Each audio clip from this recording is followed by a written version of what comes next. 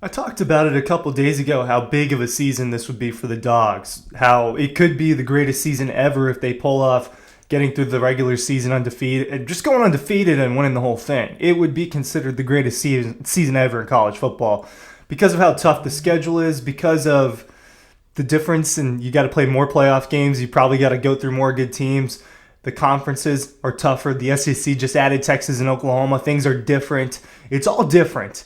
ESPN's got Georgia playing in what they consider to be three of the top 10 college football games in 2024. So Georgia is in a marquee matchup at least three times. I think that you can argue four, right? They left the Ole Miss game off of that list.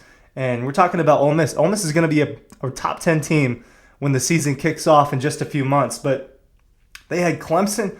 Clemson's the worst. I'm going to go through this college football list of the biggest games according to ESPN this year. They've got number 10. They've got it Kansas State at Colorado. I don't know that I would have put that in there. There's plenty of good matchups throughout the year. If you know, they hit on the high notes with some of these games, but that one, I just am not buying that Colorado is going to be great, right? I'm not drinking that Kool-Aid. They say week 2 of the 2023 season, Colorado Mania had taken over the country, and the Buffs games were the biggest show around.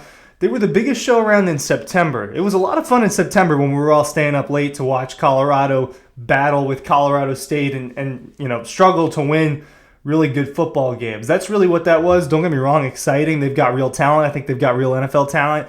I just am not as high on this Colorado situation. I too much has happened this offseason that's not good in my opinion. Kansas State loses its starting quarterback and Will Howard. There's going to be a little bit of restart there. I know that that's one of the better programs of the Big 12, especially now that you take Texas and Oklahoma out of it. But moving on, Texas and Texas A&M at 9 is where they have it.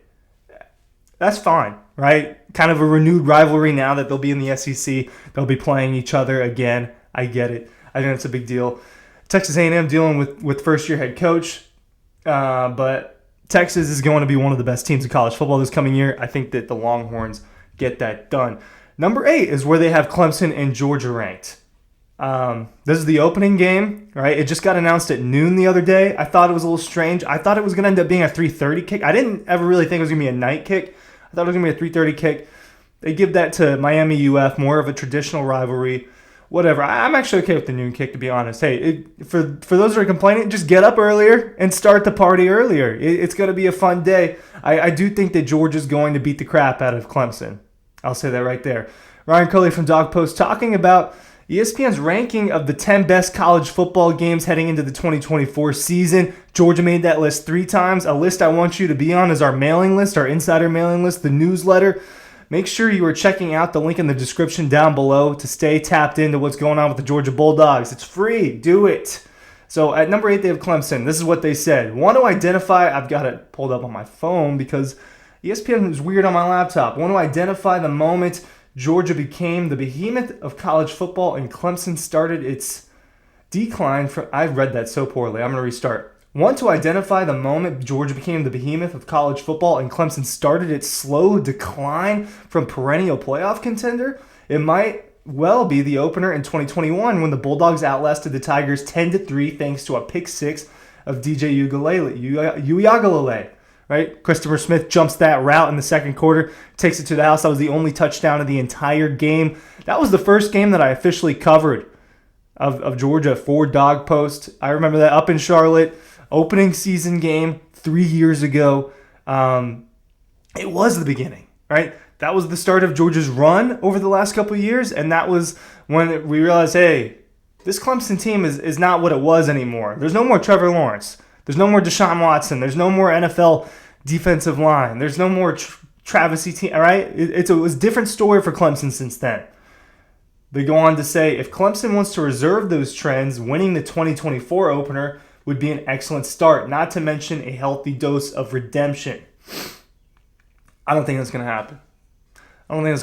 And I made a whole nother video. We'll talk about it more. There's a lot of time between now and that game. It'll come quicker, but I I talked about it. I think that 12.5 line, I don't know if it's moved since then. It's been about a week or so since I talked about it with you guys.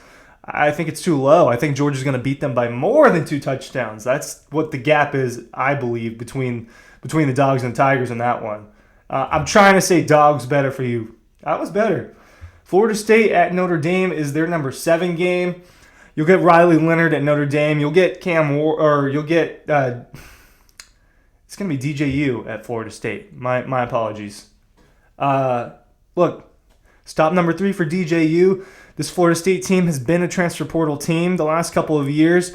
I think they take a slight step back. They had a lot of talent on that team last year. Even though I didn't think they were truly one of the 4 best teams, even with Jordan Travis, they were 5 or 6 in my eyes. And I think that college football was tough last year. And that's just where I had Florida State. And I know the Florida State fans probably hate me. But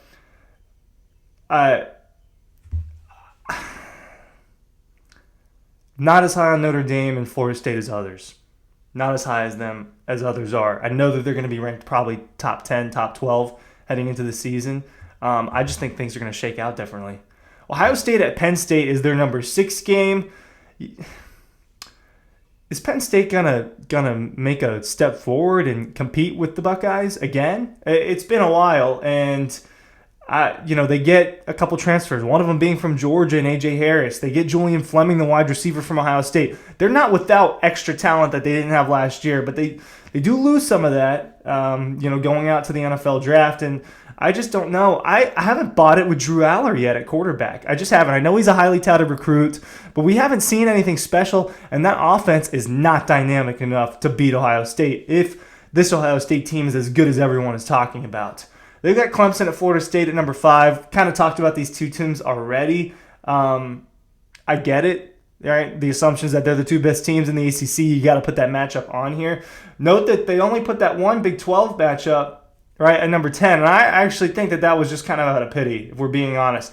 They put Oregon hosting Ohio State on October 12th as the number 4 game in college football. Firmly believe that's one of the 5 best matchups in college football. I think ESPN gets this right. It's going to be exciting. These are going to be 2 of the top 5 teams in college football, most likely. Ohio State's projected to potentially outlast Georgia, the number 1 team in college football, but this is going to be in Autzen Stadium. This is going to be in Eugene, Oregon. They got Dylan Gabriel. Both of them are dealing with transfer quarterbacks. I usually lean towards the home crowd in this one. Both teams, I think, will be in the college football playoff regardless of the outcome of this game, and that's one of the things I don't like about the new playoff system is that these games, their importance just went away a little bit, just a little bit. Their importance kind of died down. And so I don't love that part, but I do think this is going to be a good matchup. I think that it's one of the ones I'm most excited for. Georgia on that day, I'm blanking who Georgia plays on October 12th. I know that they play Texas, which is the following matchup on here, and it's the following week, October 19th.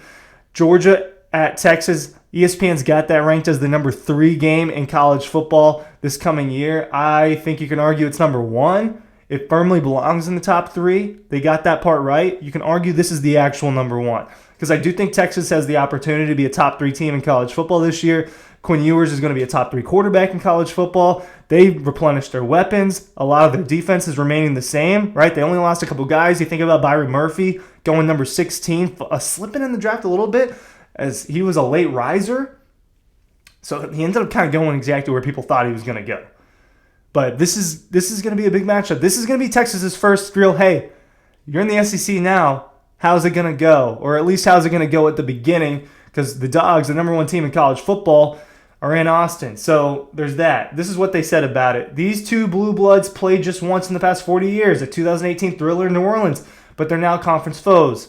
Side note on that game, that was not a real Georgia football team that day, right? That was maybe the top 3 weirdest games in the Kirby Smart era for the Georgia Bulldogs. The Longhorns are fresh off a playoff bid. Georgia had a good case as the best team that didn't make the college football playoff last year. The teams will also have 2 of the top quarterbacks in the country in what figures to be an epic showdown with the SEC and playoff implications. It does have playoff implications. It does have SEC championship implications. These 2 teams may very well be the ones that end up playing each other in the SEC championship now that the model is different and it'll just be the top 2 teams in the conference versus the top of the East and top of the West. The divisions are gone, and these are the projected top 2 teams in college football this year. Top 3 matchup, 100%. I argue it's number 1. They've got Michigan, Ohio State at 2. You have to put it on the list. You have to put it high on the list. Michigan has beaten Ohio State in this game the last 3 years. I do think Michigan takes a step back.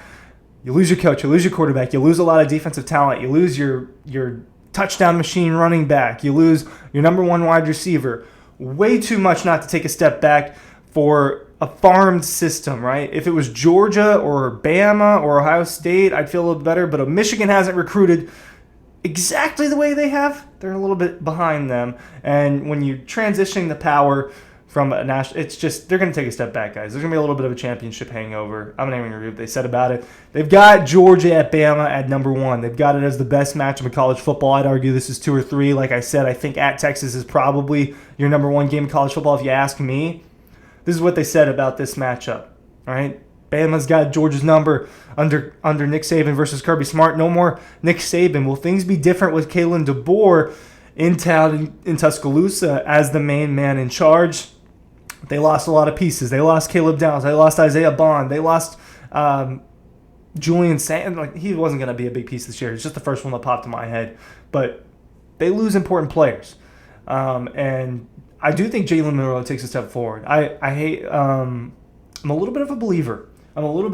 And I've said that if he takes a step forward as a passer, he's going to be really good. They're still going to have a good offensive line. They're still going to have a good running back room. They're still going to have talented receivers. They're just not going to have Isaiah Bond, the guy that you thought was going to be the number 1.